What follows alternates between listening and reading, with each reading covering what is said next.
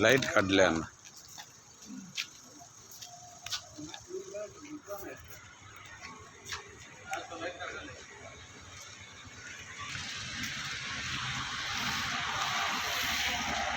కొద్దిగా వెనక్కి వెళ్ళాలి.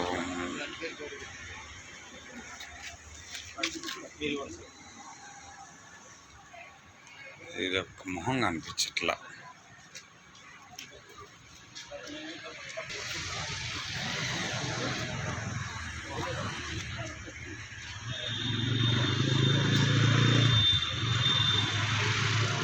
నాగేశ్వరరావు అన్న, కారు కొద్దిగా వెనక్కి మన మాటలు పడతాయి అనుకుంటా.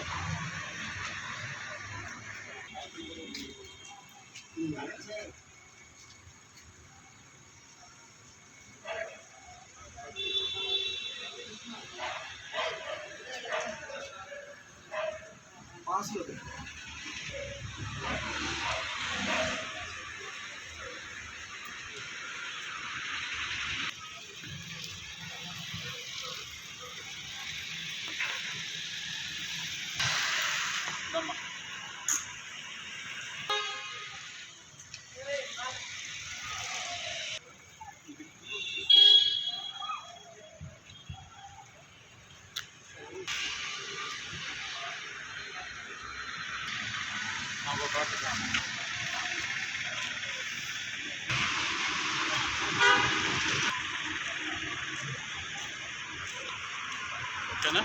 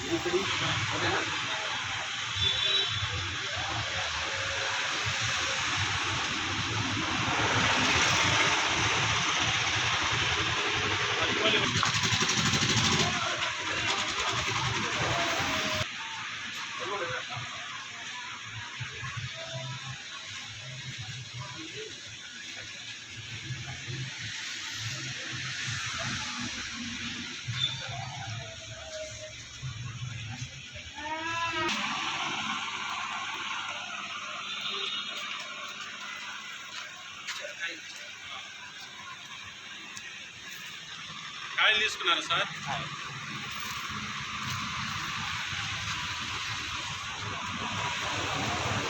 ఓకే,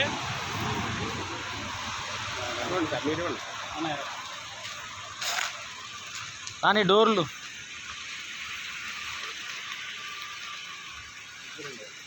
ఇక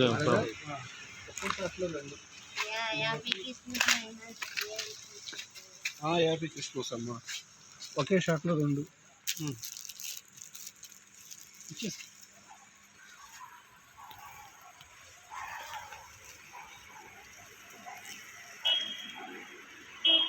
ఒకటి అక్కడ కొనుక్కున్నారా?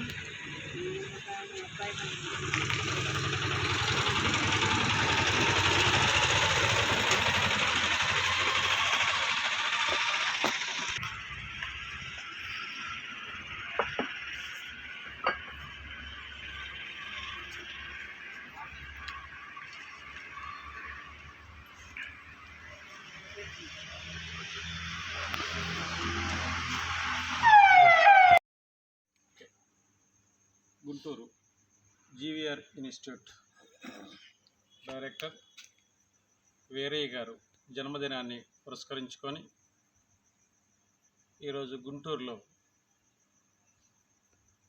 మేము అంబేద్కర్ ఆలోచన విధానం తరపున జన్మదిన వేడుకలు ఫిరంగిపురంలో జరపాలి అని మేము అనుకున్నాం. కానీ మరి మా డైరెక్టర్ అయినటువంటి వీరయ్య గారు అలా కాదు, పేదలైనటువంటి వాళ్ళు చాలామంది ఉన్నారు, అలా వాళ్ళకి దుప్పట్లు మనం పంపిణీ చేద్దామనేటువంటిది ఆలోచన వచ్చింది.